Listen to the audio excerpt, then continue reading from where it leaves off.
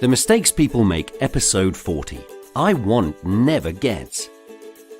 Here at Yes and You, we call etiquette yes-iquette. Take that in for a moment. Prepare yourselves for yes-iquette Lesson 1.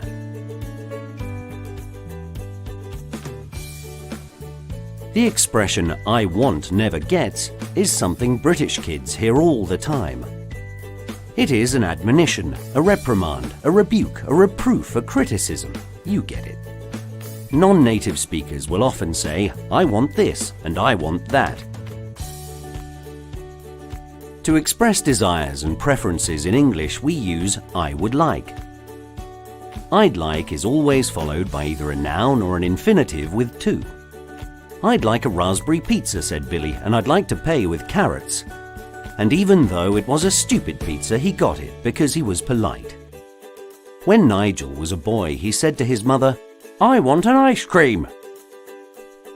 His mother, who was a formidable woman, told him, "I want never gets." And so Nigel never wanted anything ever again. The end. Yes and You, inspiring learning.